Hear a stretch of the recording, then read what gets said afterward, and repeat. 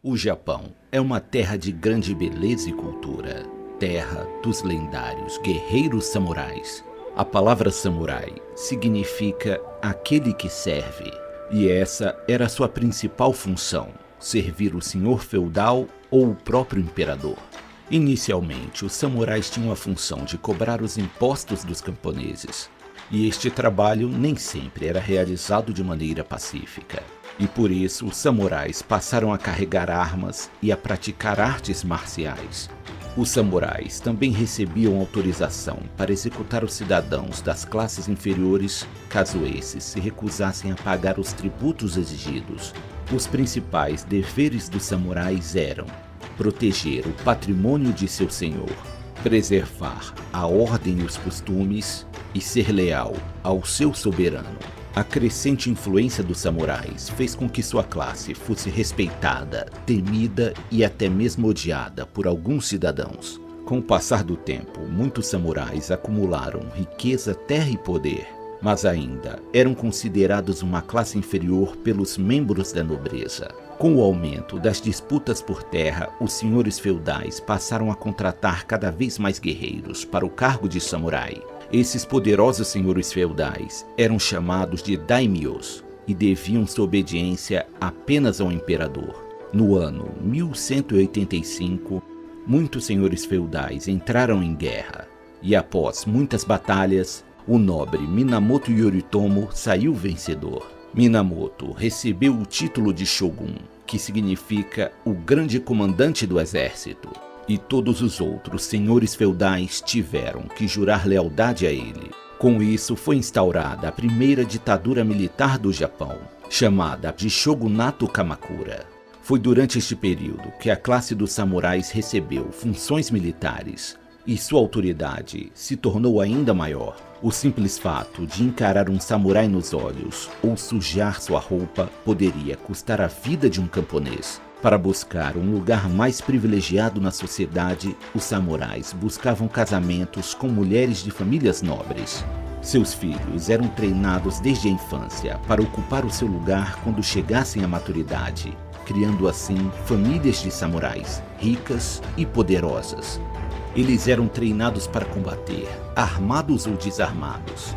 Estas antigas artes marciais deram origem ao judô, ao karatê, ao aikido e a diversas outras artes marciais modernas. Parte do pagamento que os samurais recebiam era efetuado em sacas de arroz, já que este era o alimento mais importante da época e por isso tinha grande valor de troca. Após 400 anos de relativa paz, o Japão entrou em um novo período turbulento. O governo central estava enfraquecido e novamente muitos senhores feudais entraram em guerra, buscando o controle militar de todo o Japão. Essa nova onda de conflitos é chamada de Sengoku Jidai, o período dos estados em guerra. Esta foi a guerra civil mais conturbada da história do Japão. E foi neste período que os samurais viveram sua era de ouro. Muitos homens de diferentes classes sociais lutavam com grande afinco nos campos de batalha, na esperança de serem notados e receberem um título de samurai.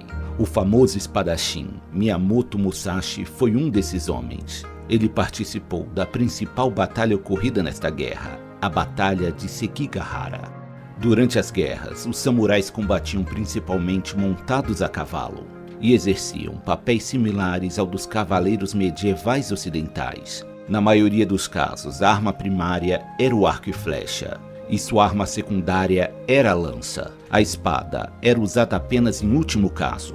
Somente os samurais e os membros da nobreza podiam carregar duas espadas na cintura, sendo a espada longa a famosa katana, que era uma arma de grande valor, tanto financeiro quanto simbólico. A espada era considerada a alma do samurai.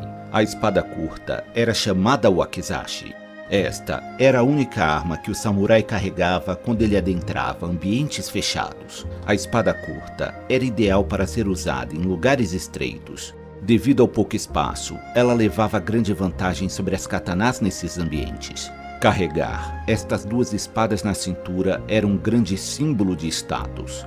A armadura usada pelos samurais era feita de madeira laqueada, seda e pequenas placas de metal. Essas armaduras eram relativamente leves e possibilitavam aos seus usuários uma grande variedade de movimentos, sem comprometer muito a parte defensiva. Os capacetes eram as peças mais pesadas, sendo feitos inteiramente de metal e exibindo os mais diversos ornamentos. Algumas dessas armaduras eram confeccionadas com o intuito de intimidar o inimigo. Se deparar com um samurai frente a frente no campo de batalha deveria ser uma experiência aterrorizante. Durante o período Sengoku Jidai, as coisas ficaram feias no Japão. Fome, doenças e incêndios assolavam a população. Muitos senhores feudais estavam preocupados, pois seus guerreiros estavam se tornando muito agressivos e ambiciosos. Foi para controlar e disciplinar os samurais que foi instituído o Bushido, que era o código de honra que os guerreiros deveriam seguir. O Bushido significa o caminho do guerreiro. Este código de conduta se baseava na fusão de diversas filosofias orientais, presentes em religiões como o budismo e o shintoísmo. O Bushido valorizava a justiça, a coragem, a compaixão, o respeito, a honestidade, a honra e o dever. Também foi estabelecido que os samurais deveriam aprender caligrafia, pintura e uma série de atividades relacionadas ao autocontrole e ao refinamento pessoal. Para muitos samurais, a honra era mais importante que a própria vida. Muitos deles viam a vida como sendo passageira, mas o nome e a reputação seriam lembrados por gerações. O símbolo dos samurais passou a ser a flor de cerejeira, conhecida como sakura, que era uma flor de grande beleza, mas que surge apenas uma vez no ano e dura poucos dias. Assim, deveria ser a vida do samurai: viver o presente, servir bem o seu daimyo e partir deste mundo enquanto ainda estiver em seu auge. Mas é claro que haviam guerreiros que buscavam apenas fama e poder, e atos de traição costumavam ocorrer com certa frequência. Tokugawa foi o vencedor da grande batalha de Sekigahara, dando início ao Shogunato Tokugawa, que trouxe uma nova era de paz para o Japão que durou quase 300 anos. Com o fim das guerras, a casta dos samurais entrou em declínio, pois a demanda por guerreiros samurais havia diminuído e muitos perderam seus senhores. Alguns tiraram sua própria vida através da cerimônia chamada seppuku, pois se sentiam desonrados com a perda de seu status social. Outros seguiram suas vidas como comerciantes ou policiais. Muitos deles se tornaram ronins, termo que era usado para denominar os samurais sem mestres. Estes viviam vagando pelo Japão sem destino certo, aceitando trabalhar como mercenários, guarda-costas e até mesmo formando grupos de criminosos. O Japão passou grande parte de sua história fechado para países estrangeiros, mantendo relações comerciais bastante restritas. Mas em 1854, isso estava prestes a mudar. Devido a uma grande crise financeira e comercial, o Japão teve que abrir seus portos para o comércio com nações estrangeiras. Ao passo que isso trouxe muitas novidades e melhorias para o Japão, muitos cidadãos, principalmente aqueles advindos de famílias samurais, estavam descontentes com a mudança no estilo de vida tradicional dos japoneses. Todas essas mudanças deram origem à chamada Restauração Meiji, um período que ficou marcado pela resistência dos samurais contra o novo modelo de governo. Durante a Restauração Meiji, a casta dos samurais foi oficialmente extinta. Seus últimos representantes foram forçados a entregar suas espadas. Os que se recusaram foram aprisionados e punidos. A era dos samurais havia terminado. Durante a Segunda Guerra Mundial, o governo japonês promoveu uma série de propagandas exaltando o espírito samurai. A propaganda japonesa tinha a intenção de encorajar o povo e os soldados japoneses a permanecerem firmes na luta. Para ajudar a resgatar o espírito samurai, foram entregues aos oficiais japoneses espadas similares às usadas pelos antigos guerreiros samurais. Mas estas espadas eram produzidas em massa e sua qualidade nem de longe se comparava às famosas katanás, que são verdadeiras obras de arte.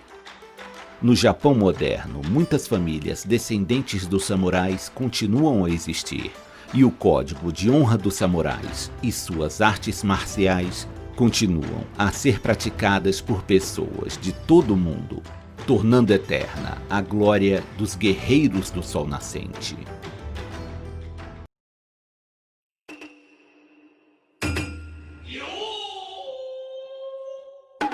No antigo Japão, muitas guerras foram travadas entre poderosos e ambiciosos senhores feudais. Essas guerras eram resolvidas principalmente nos campos de batalha, mas este não era o único meio disponível. Também havia um caminho de sombras e furtividade que apenas homens e mulheres altamente treinados seriam capazes de percorrer.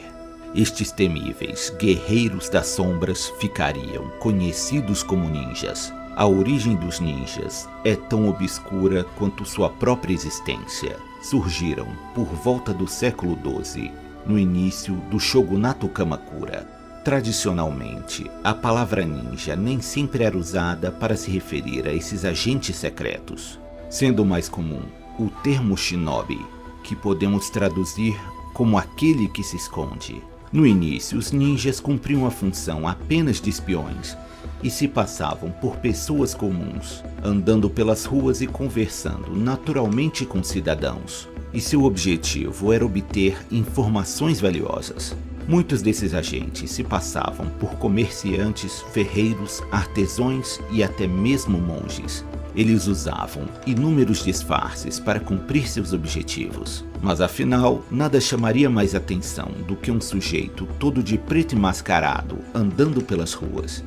Alguns deles se tornaram tão habilidosos em se passar por pessoas comuns que muitos passaram anos ou até mesmo a vida toda espionando, sem levantar nenhuma suspeita. Com o aumento das intrigas políticas no Japão feudal, os ninjas passaram a ser cada vez mais requisitados. Em contrapartida, a segurança dos castelos e outras áreas importantes cresceu bastante, e muitos desses lugares passaram a ser protegidos por samurais habilidosos. A arte de espionar havia se tornado algo incrivelmente perigoso. Muitos ninjas, após serem capturados, eram torturados e executados.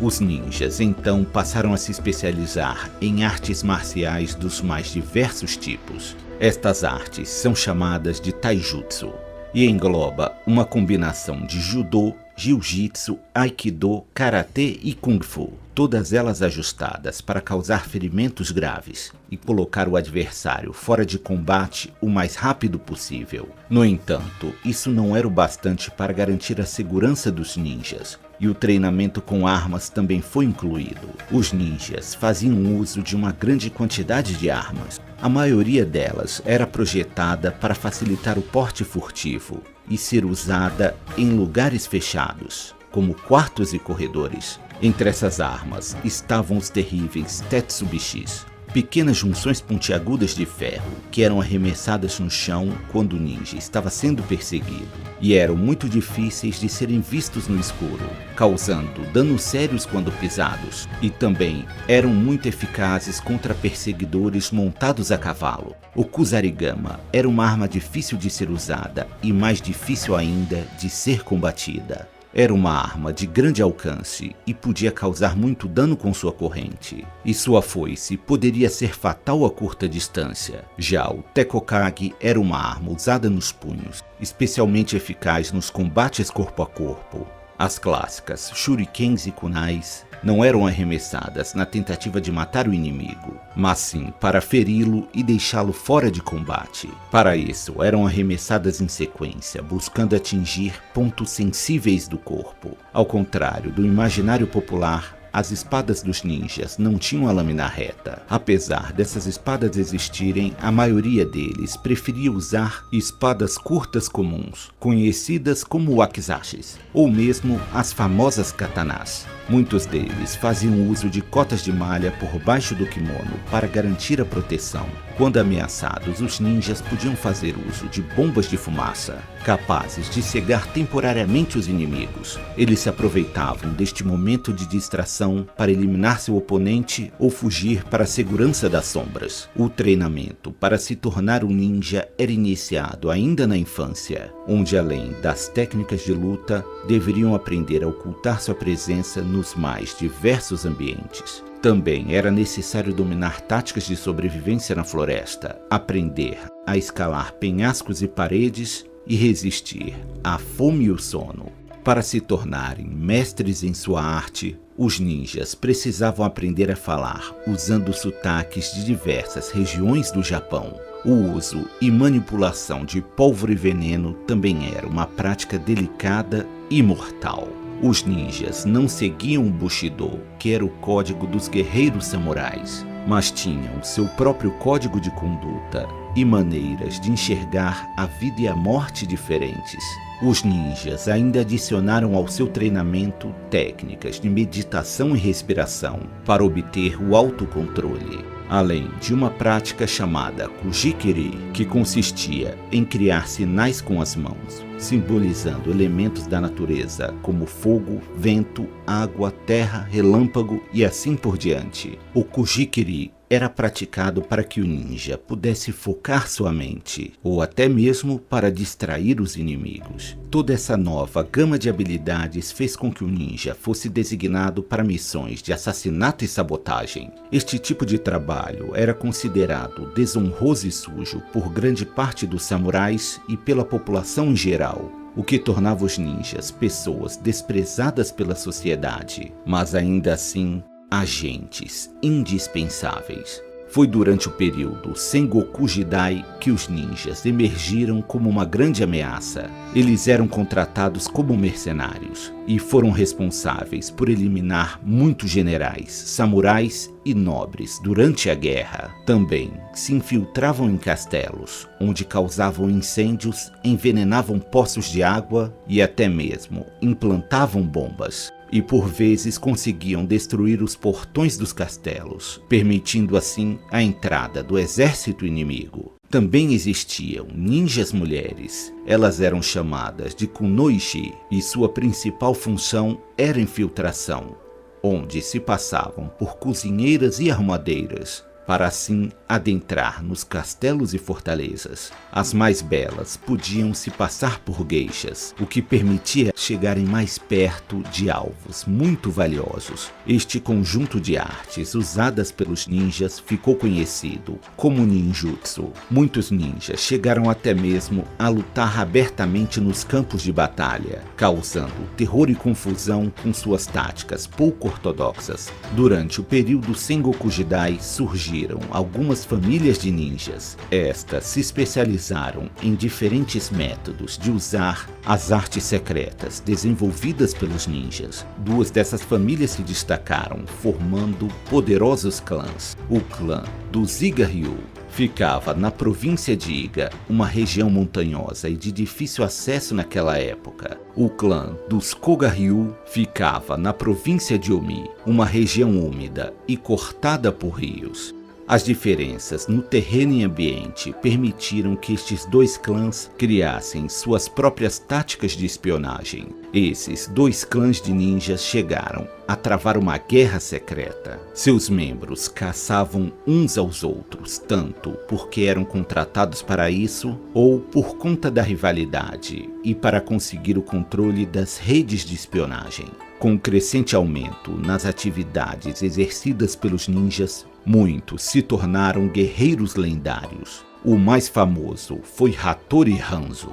Ele nasceu na província de Iga e, como era tradição de seu clã, foi treinado desde criança nas artes do ninjutsu. Aos 16 anos, foi empregado como samurai a serviço dos Tokugawa. Hanzo era um mestre no uso da lança, e sua bravura e selvageria no campo de batalha lhe rendeu o apelido de Oni no Hanzo, que significa o demônio Hanzo. Uma das mais notáveis contribuições de Hanzo foi ele ter sido capaz de resgatar a esposa e o filho de Tokugawa, que estavam sendo mantidos como reféns. Foi graças a Hattori Hanzo que Tokugawa conseguiu sobreviver ao Sengoku Jidai e a conquistar o título de Shogun. Com o final das guerras, os clãs de ninjas se tornaram uma preocupação séria para os senhores feudais, já que esses clãs haviam acumulado uma grande quantidade de informação sobre os membros da nobreza, rotas de comércio e fraudes do governo. Para controlar esses clãs e acabar com a disputa entre eles, o Shogun Tokugawa Yoshimune criou a Oniwabanshu, que era uma organização secreta que empregava membros tanto do clã Iga como do clã Koga, e os colocaram a serviço do shogunato. A principal função dessa organização era espionar os senhores feudais na tentativa de prevenir rebeliões ou corrupção. Essa organização existiu oficialmente até o início da restauração Meiji, e acredita-se que alguns membros foram enviados para os Estados Unidos com a missão de espionar o governo norte-americano. Durante a restauração Meiji, tanto os samurais quanto os membros das famílias de ninjas foram proibidos de portar armas. E na tentativa de acabar com essas famílias, o governo japonês aplicava pesadas taxas sobre eles, forçando-os a fugir para outras partes do Japão e a mudar de sobrenome. Foi durante este período que a imagem dos ninjas como guerreiros praticantes de magia passou a se popularizar, tanto no Japão quanto no Ocidente. Histórias sobre ninjas que eram capazes de voar, correr sobre as águas ou soltar fogo pelas mãos preencheram o imaginário de muitas pessoas. Durante a invasão japonesa da Manchúria, em 1931, alguns ninjas foram recrutados novamente para espionar o governo chinês. Devido à cultura pop, nos anos 80 e 90, os ninjas alcançaram o auge de sua popularidade, tanto no Ocidente quanto no Oriente. Os ninjas nunca foram oficialmente extintos, e algumas famílias japonesas ainda carregam o nome de seus antigos antepassados shinobis. E é perfeitamente possível que até nos dias de hoje, os ninjas ainda estejam entre nós, observando nosso mundo como guerreiros ocultos.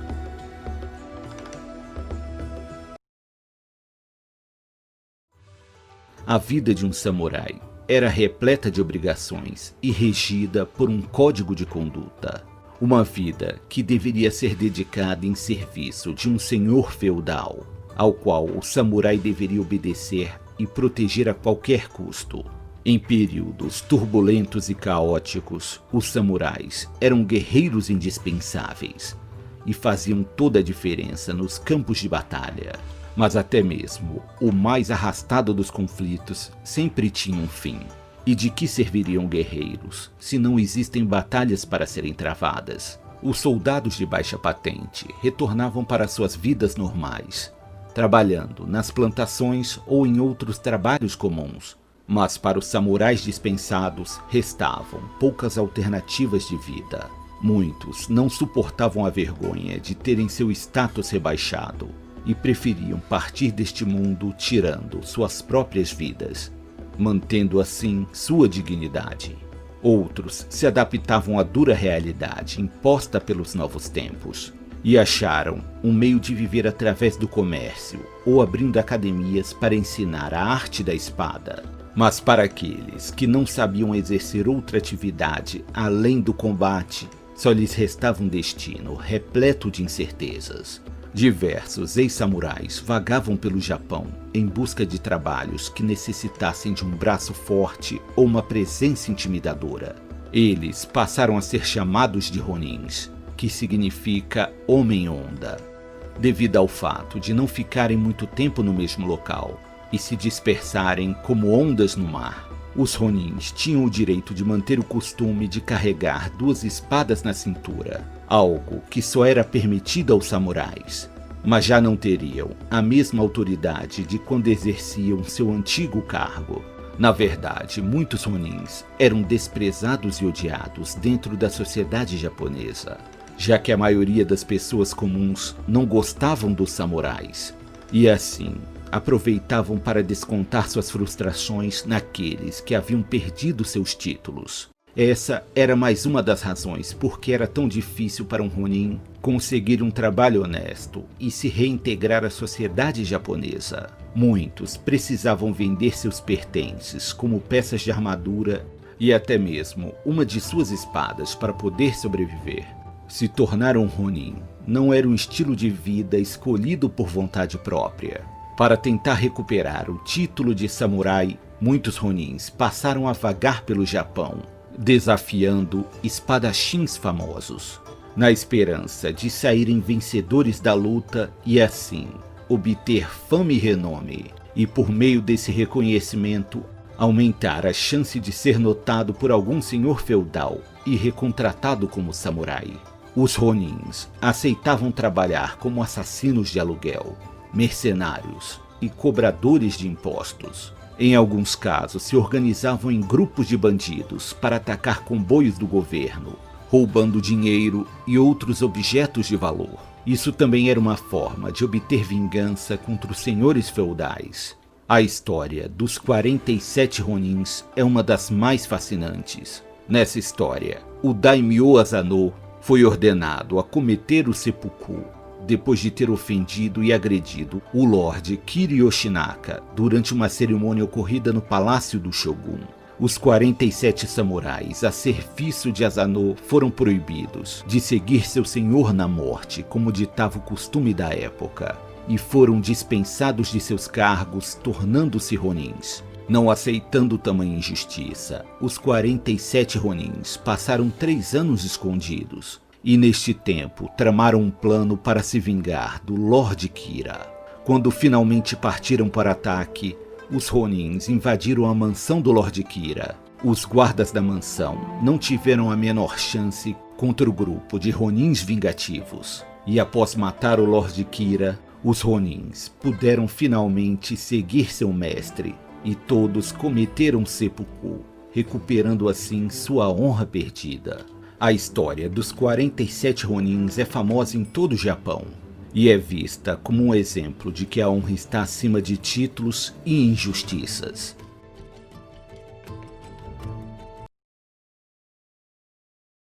Os samurais formavam a casta de guerreiros mais importantes do Japão feudal. A bravura e lealdade destes guerreiros de elite se tornou lendária. Mas mesmo entre eles, havia aqueles que se destacavam por suas proezas marciais ou habilidade no comando de tropas no campo de batalha. Minamoto no Yoshitsune foi um grande samurai, membro do clã Minamoto. Ele era o 9º filho da linhagem Minamoto, que estava em guerra contra o clã Taira pelo controle do Japão. Após uma rebelião mal sucedida contra o clã Taira, os 2 irmãos mais velhos de Yoshitsune foram executados. Já Yoshitsune, que ainda era um bebê, foi enviado para ser criado em um templo que ficava no Monte Hiei, próximo à cidade de Kyoto. Diz a lenda que em sua juventude Yoshitsune escapava da supervisão dos monges do templo e fugia para o meio das montanhas, onde aprendia a arte da espada com uma criatura sobrenatural, conhecida como Tengu. Quando alcançou a maioridade, Yoshitsune se tornou um grande general, e sob seu comando, os Minamotos destruíram o clã Taira, dando início ao primeiro shogunato da história japonesa, o Shogunato Kamakura. Kuzonoki Masashige é um dos principais símbolos de lealdade da história dos samurais. Kuzonoki viveu durante o Shogunato Kamakura e serviu ao imperador Go-Daigo. Entre os anos 1324 a 1339, ocorreu uma guerra civil entre o governo imperial e as forças do shogunato. Kuzonoki lutou inúmeras batalhas em nome da família imperial, mas os inimigos eram numerosos e determinados e foram capazes de derrotar o exército imperial. O imperador e sua família estavam refugiados no Monte Hiei. Sabendo que seriam encontrados e cercados, Kuzonoki reuniu os últimos 700 guerreiros leais ao imperador e, descendo o Monte Hiei, avançou contra um número muito maior de inimigos. Kusunoki Masashige morreu nesta batalha ao lado de seu irmão. Graças a seu sacrifício, o imperador conseguiu escapar do cerco iminente. Tomoe Gozen nasceu por volta do ano 1157, em uma família de samurais. Desde a infância, ela foi treinada no uso do arco e flecha e da naginata, uma lança pesada e capaz de derrubar um cavalo. Além de ser uma guerreira temível, Tomoe era famosa por ser muito bela, formando uma combinação de beleza e perigo. Tomoe lutava usando uma armadura pesada e sempre estava presente nos pontos mais perigosos da batalha. Seu destino é incerto. Alguns dizem que ela morreu ao lado de seu marido durante uma batalha. Outros que ela terminou seus dias vivendo como uma monja budista. Adachi Masamune foi um dos samurais mais icônicos do período Edo. Durante sua infância, Masamune contraiu varíola, uma doença infecciosa que causou a perda de seu olho direito. Apesar de a falta de um dos olhos ser um problema grave para um guerreiro, isso não foi bastante para impedir Masamune. Ele se tornou um jovem ativo e ambicioso. Aos 14 anos, já participava de sua primeira batalha, ajudando seu pai a liderar um ataque contra um clã rival. Com 18 anos, já era um samurai temido e respeitado, e podia ser facilmente reconhecido nos campos de batalha, pois usava um elmo com enfeite de uma lua crescente. Masamune foi vítima de uma tentativa de envenenamento orquestrada por sua própria mãe, que julgava que o comportamento de seu filho era muito tempestuoso, e por isso desejava que seu irmão mais novo fosse o herdeiro. Masamune sobreviveu a esse terrível atentado e matou o irmão, assegurando sua posição como daimyo, e recebeu o apelido de Dokugan-ryu, que significa o dragão de um olho. Adachi Masamune passou sua vida toda em batalhas e acumulou uma grande riqueza, capturando castelos e territórios férteis. Ele também ficou famoso por permitir a entrada de estrangeiros europeus em seu território, criando suas próprias rotas de comércio. A admiração pelas tecnologias ocidentais levou Masamune a partir na primeira expedição marítima da história japonesa. Nessa expedição, ele visitou as Filipinas, México, Espanha e Roma. Honda Tagakatsu é conhecido como o guerreiro que superou a própria morte. Diz a lenda que em 55 campanhas militares que participou, ele nunca recebeu sequer um ferimento.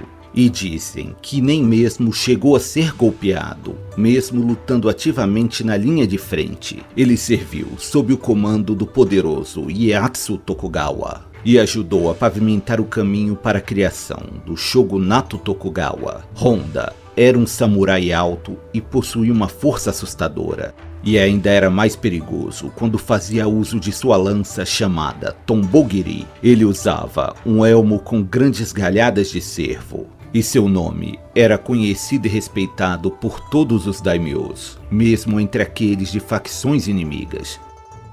O famoso Oda Nobunaga o chamou de samurai entre os samurais. Sanada Yukimura é um dos samurais mais famosos do período Sengoku Jidai. Yukimura era chamado de o demônio rubro de guerra, sendo um dos guerreiros mais habilidosos de todo o Japão. O clã Sanada serviu a diferentes daimyos durante a guerra, mas desenvolveram uma rixa contra o poderoso clã Tokugawa. Durante uma batalha ocorrida na região de Nakasendo, Yukimura possuía apenas 2.000 homens sob seu comando, e mesmo assim foi capaz de derrotar um exército de 40.000 soldados, comandados por Tokugawa Hidetada. Em uma reunião militar, onde estavam presentes os membros do clã Sanada e do clã Tokugawa, Yukimura jurou que tomaria a cabeça do chefe do clã Tokugawa. Durante a batalha do cerco de Osaka, Yukimura avançou em meio ao exército inimigo, acompanhado de um pequeno grupo de samurais montados a cavalo. Após lutar por cada passo que dava, chegou até o local onde estava Tokugawa Ieyasu,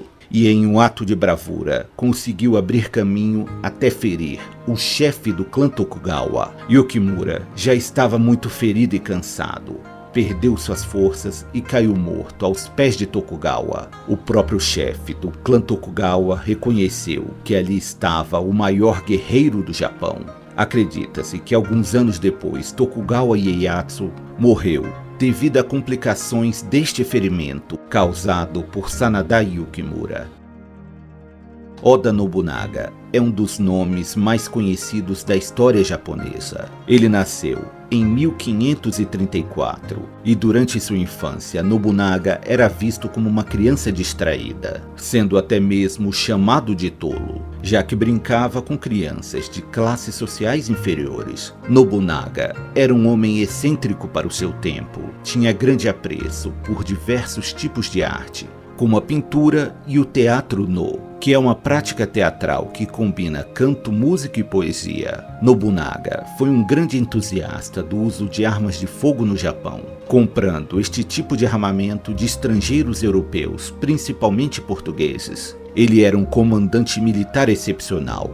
Nobunaga foi capaz de conquistar boa parte do território japonês durante o Sengoku Jidai, derrotando vários outros poderosos senhores feudais. No auge de sua vida, Oda Nobunaga foi traído por Akechi Mitsuhide, um de seus principais generais, e foi cercado dentro do templo de Onoji, sem ter saída e temendo a desonra de ser capturado por seu antigo general. Nobunaga tirou sua própria vida cometendo seppuku. Antes de morrer, ordenou que fosse colocado fogo no templo, e por isso seus restos mortais nunca foram encontrados. Miyamoto Musashi nasceu na aldeia de Miyamoto e batizado com o nome de Shimen Takezo. Era filho de um samurai de baixa patente que servia ao clã Tokugawa. Musashi era uma criança violenta e de temperamento forte, sendo evitado por muitas pessoas na vila onde morava. Quando Musashi tinha apenas 13 anos de idade, um samurai chamado Arima Kihei visitou sua vila procurando algum oponente para um duelo. Musashi aceitou o desafio e, usando apenas um bastão de madeira, conseguiu derrotar seu oponente, que usava uma espada real. Com 17 anos de idade, Musashi participou da famosa Batalha de Sekigahara, lutando a serviço do Lorde Toyotomi Hideyoshi. Alguns anos após a Batalha de Sekigahara, Musashi iniciou uma viagem pelo Japão, buscando aprimoramento nas artes marciais, desafiando os mestres das escolas de Kenjutsu e até mesmo samurais de fama e habilidade comprovada. O nome de Miyamoto Musashi ficou conhecido por todo o Japão e passou a receber muitos convites para se tornar um samurai a serviço de poderosos daimyos. Musashi recusou a maioria dos convites, preferindo se dedicar à sua jornada pessoal. Em 1612, teve seu famoso duelo contra Sasaki Kojiro, um duelo travado nas areias da ilha de Ganryujima. Musashi, usando apenas um remo de barco, foi capaz de derrotar Kojiro, que era um habilidoso espadachim e usava uma espada longa. Musashi nunca foi derrotado e saiu como vencedor de mais de 50 duelos. Nos últimos anos de sua vida, Musashi se retirou para viver sozinho em uma caverna, onde se dedicou à meditação e escreveu o aclamado livro Gorin no Sho, o livro dos 5 anéis. Neste livro, Musashi descreve suas experiências em duelos que participou e ensina técnicas de seu estilo chamado Niten Shiryu, que envolvia o uso de 2 espadas ao mesmo tempo. Miyamoto Musashi imortalizou seu nome e é considerado o maior espadachim de todos os tempos e um legítimo representante do espírito samurai.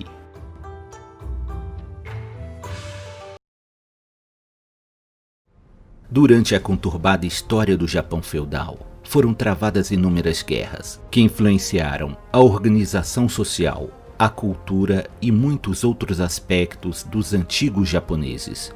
A classe guerreira tinha um destaque especial na sociedade japonesa, com os famosos samurais ocupando o cargo de maior prestígio, estando abaixo apenas da nobreza e da família imperial.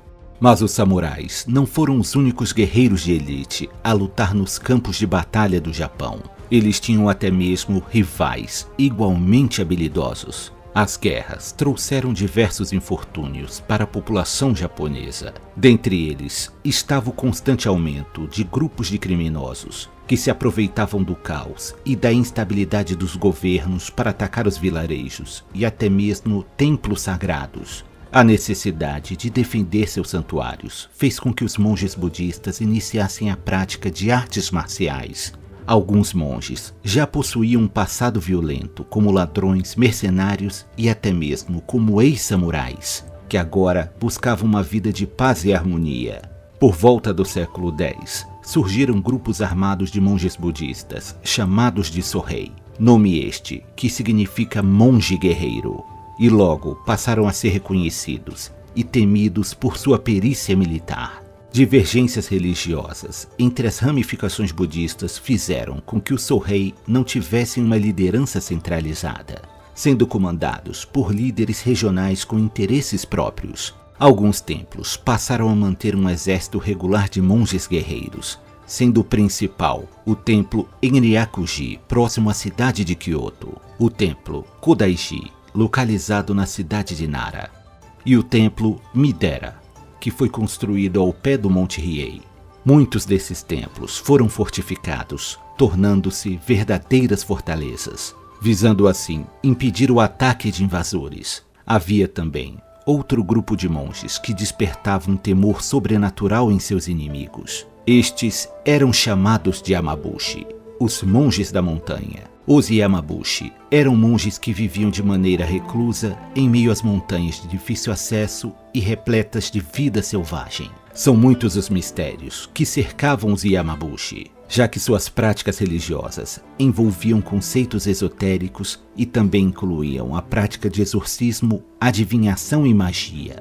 Os monges guerreiros também tiveram sua popularidade aumentada, graças ao apoio recebido por parte da população das classes mais baixas da sociedade japonesa. Em sua maioria, os camponeses não gostavam dos samurais e dos membros da aristocracia e viam nos monges uma espécie de rebelde que desafiavam as regras e leis impostas pelos governantes. E por essa razão, era comum que os monges Sohei fossem vistos como homens santos por alguns e inimigos malignos por outros.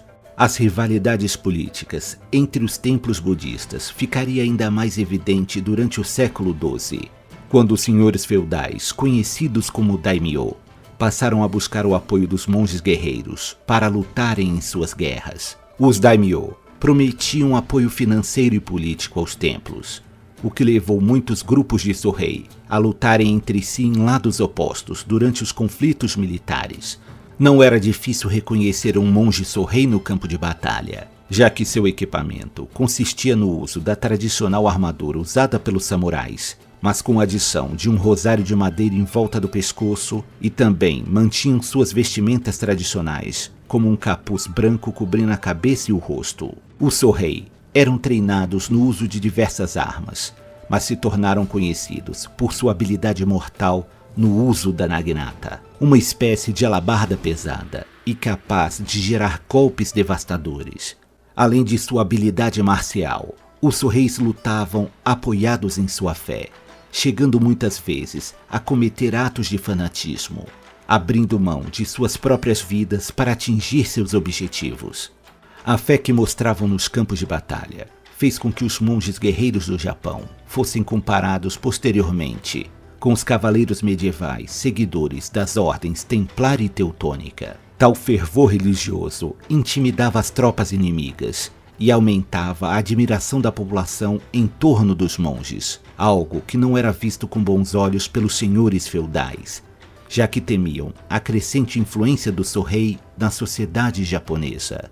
Muitos daimyo passaram a ver o Sohei como uma séria ameaça contra a classe samurai e até mesmo contra o sistema feudal, o que levou o famoso Oda Nobunaga a dedicar esforços para combater os grupos de monges guerreiros. Em 29 de setembro de 1571, Oda Nobunaga e seu exército de 30.000 homens sitiaram o templo de Enryakuji e derrotaram um grande número de monges que haviam se reunido para combatê-lo. Milhares perderam suas vidas durante o combate e o templo foi completamente destruído.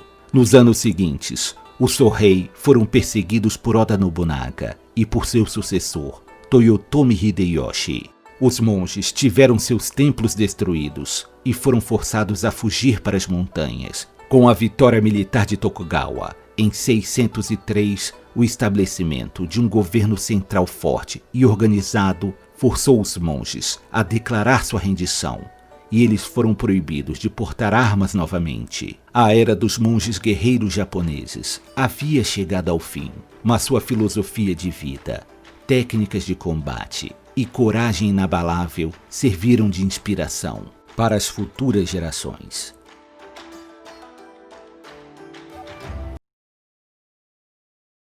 Honra, coragem, benevolência e lealdade são algumas das principais virtudes do Bushido, o código de honra que servia para guiar os guerreiros samurai em seu caminho de servidão e aprimoramento pessoal. Durante muito tempo, os samurais foram a classe guerreira dominante nos campos de batalha do Japão feudal. Essa superioridade veio do treinamento privilegiado em diferentes estilos de artes marciais e armas, como arco e flecha, lança e espada. Mas o avanço do tempo é inevitável e o progresso acabou trazendo novos tipos de armas para o Japão. A era das armas de fogo havia começado. No ano 1543, comerciantes portugueses trouxeram para o Japão um modelo de arma conhecido no Ocidente com o nome de arcabuz. Os japoneses ficaram impressionados com o poder destrutivo daquele novo tipo de arma, que era capaz de atravessar até mesmo as armaduras mais espessas. Não demorou muito tempo para que os japoneses criarem suas próprias versões das armas de fogo, que foram chamadas de Tagnashima. Essas armas foram utilizadas pelas unidades especiais de Ashigaru, soldados de infantaria leve que compunham o grosso dos exércitos feudais japoneses. Alguns anos depois de sua introdução, esta nova arma alterou por completo a forma como as guerras eram travadas no Japão. As armas de fogo foram usadas principalmente durante o período Sengoku, quando o Japão se encontrava envolto em uma terrível guerra civil, onde muitos senhores feudais disputavam pela supremacia militar do país. Em 1549, o famoso Oda Nobunaga encomendou 500 armas para seu exército, mesmo que naquela época a eficácia das Tagnashimas fossem questionáveis quando comparadas com outras armas tradicionais. Estima-se que enquanto um soldado armado com uma espingarda dava o primeiro disparo e carregava e disparava a segunda vez, um arqueiro profissional veterano conseguia disparar até 15 flechas neste período. Além do mais, as balas utilizadas na espingarda eram redondas e constantemente desviavam seu curso, tornando difícil realizar um tiro preciso. Além disso, também havia o problema da umidade e a chuva, pois a pólvora podia ficar inutilizada. Os japoneses rapidamente criaram modelos mais eficazes, capazes de resistir melhor às adversidades climáticas. Também desenvolveram novas técnicas de disparo, sendo a principal apontar a arma em um ângulo mais alto, aumentando assim o alcance e criando uma chuva de balas sobre o inimigo. Até mesmo os orgulhosos samurais não podiam negar a eficácia das armas de fogo e gradualmente passaram a incluir o treinamento de tiro em suas rotinas diárias. E ao contrário do que muitos pensam, os samurais não viam problema algum em utilizar tais métodos. Para eles, as armas de fogo eram apenas mais um instrumento a ser dominado e usado contra seus inimigos. A maior honra para um samurai no campo de batalha seria derrotar o maior número de inimigos possível e ser útil no cumprimento de seu dever. E para isso, não importava se fosse utilizada uma espada ou uma espingarda. Os geniais artesãos japoneses criaram uma poderosa variação dessa arma, chamada Ojutsu Tagnashima, um pesado canhão de mão que exigia uma postura especial para ser disparado. Apesar de sua pouca precisão, este canhão poderia causar um grande estrago, principalmente se vários deles fossem disparados ao mesmo tempo. Oda Nobunaga era um grande entusiasta das armas de fogo, utilizando muitas delas na Batalha de Nagashino, ocorrida no ano 1575, e que na qual enfrentou o exército de Takeda Shingen. A cavalaria de Takeda Shingen era a mais forte e temida de todo o Japão naquela época, e ainda assim, não foi pária para os 3.000 homens armados com Tagnashimas, sob o comando de Oda Nobunaga, o que marcou definitivamente a derrota do clã Takeda. Tamanha era a demanda de armas de fogo, que durante muito tempo o Japão fabricou mais exemplares do que toda a Europa. Com o fim das guerras e a chegada do período Edo, que trouxe 250 anos de paz para o Japão, as armas de fogo gradualmente caíram em desuso, ficando restritas a atividades como a defesa de castelos, caça e treinamento. Durante quase todo o período Edo, o Japão ficou fechado para o comércio com os povos estrangeiros, o que deixou a tecnologia das Tagnashimas praticamente estagnada. Em 1867, ocorreu a reabertura do Japão durante a Era Meiji, e os japoneses descobriram que suas armas já estavam muito obsoletas, já que modelos bem mais avançados já eram utilizados pelos europeus e norte-americanos. Os japoneses então colocaram um fim na Era do Samurai e abraçaram um novo sistema moderno de recrutamento militar, importando novas armas para o Japão e estabelecendo o Exército Imperial Japonês. Nos dias atuais, é comum que muitas obras representem um samurai romantizado, como um guerreiro que vivia somente pela lei da espada e que desprezava as armas de fogo. Mas como a história nos mostra, eles não somente as usavam, como também tinham grande apreço por aquela nova tecnologia que mudaria para sempre a face do mundo.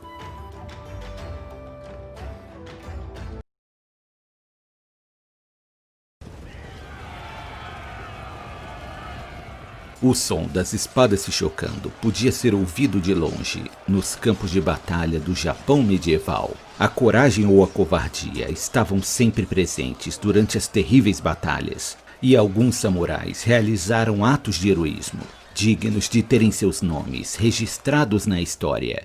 Um desses grandes guerreiros foi Takeda Shingen, que viveu durante o famoso período Sengoku Jidai, também conhecido como a Era dos Estados em Guerra. Shingen nasceu na província de Kai, que é uma região montanhosa a oeste de Tóquio. Ele era filho do líder do clã Takeda e desde sua infância foi treinado e educado para ser o sucessor de seu pai. E ainda em sua juventude já demonstrava sinais de que seria um grande líder militar. Shingen havia assumido um papel de grande importância dentro do clã Takeda e aos 15 anos de idade auxiliou seu pai no comando das tropas em uma batalha contra um clã rival. Mas quando Shingen alcançou a maioridade, ele se rebelou contra seu pai, pois achava que o clã Takeda devia se fortalecer e conquistar novas terras, enquanto seu pai se concentrava em apenas proteger suas fronteiras. E assim, aos 21 anos de idade, Takeda Shingen se tornou o líder do todo-poderoso clã Takeda, conquistando então o título de Daimyo. Takeda Shingen era considerado um modelo de como deveria ser um verdadeiro samurai. Ele era um guerreiro habilidoso e destemido, um comandante ousado e um homem refinado que mantinha um grande apreço por música e poesia. Ele seria facilmente reconhecido em uma batalha, já que usava uma armadura de aparência intimidadora, com cores vermelhas e douradas e uma grande juba branca. Takeda venceu muitas batalhas e elevou a riqueza e o poderio militar de seu clã, o que lhe rendeu o apelido de o Tigre de Kai. Quando Takeda Shingen tinha 49 anos de idade, o seu clã era um dos poucos capazes de fazer frente ao poderoso Oda Nobunaga, que já havia iniciado sua campanha de unificação do Japão. Uesugi Kenshi também foi um poderoso daimyo que viveu durante o período Sengoku Jidai. Ele nasceu na província de Echigo, e sua infância foi bastante conturbada, já que seu pai era um famoso senhor da guerra que estava sempre em conflito contra seus vizinhos.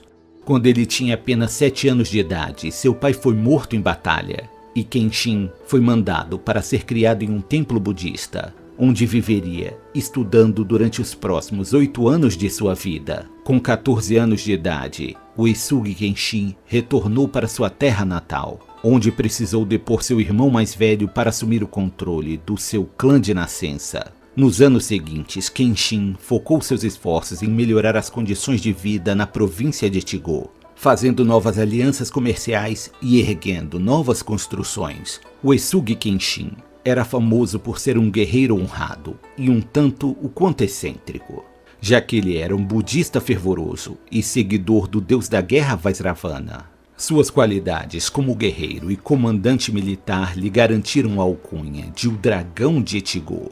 A paz duraria pouco tempo na vida de Uesugi, já que a ambição de Takeda Shigen de conquistar novas terras o estava levando para próximo da província de Echigo.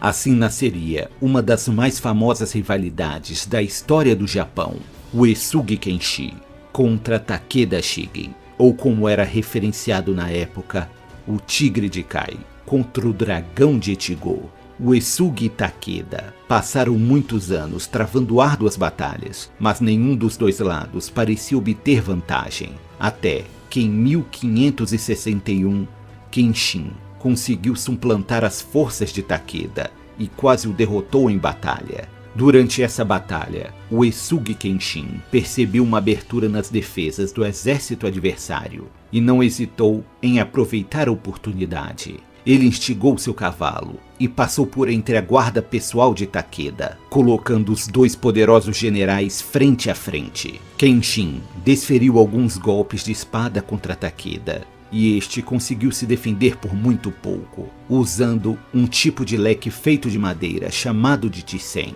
O duelo só foi interrompido quando a guarda pessoal de Takeda conseguiu afastar o Uesugi, forçando-o a recuar de volta para suas tropas. É dito que tanto Uesugi quanto Takeda nutriam uma certa admiração um pelo outro. Afinal, após anos travando batalhas, eles passaram a conhecer os pontos fracos e os pontos fortes de cada um. Esse respeito ficou ainda mais evidente durante um episódio peculiar, no qual estava havendo uma falta de sal na província de Kai. E como o sal era algo muito valorizado na época, seria um problema difícil de ser resolvido. Ao saber disso, Uesugi enviou uma grande quantidade de sacas cheias de sal para a província de Kai, mesmo estes sendo seus inimigos declarados.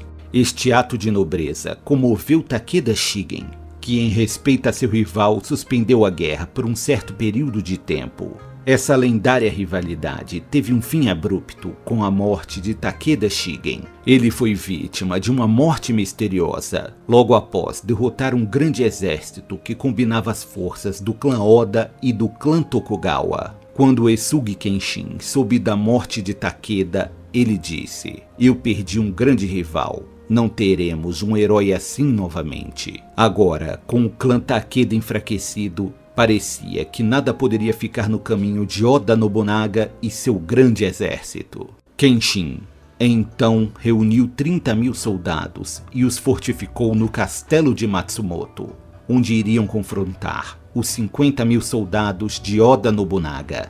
Mesmo tendo menos soldados, Uesugi conseguiu sair vitorioso na batalha, obrigando o exército inimigo a bater em retirada. Uesugi Kenshin continuou a defender seu clã até o ano 1578, quando sucumbiu vítima de uma doença. A história desses dois grandes comandantes é tão heróica quanto trágica, pois estes dois homens valorosos poderiam ser amigos em outros tempos, se a vida não os colocasse em lados opostos em uma guerra triste e devastadora.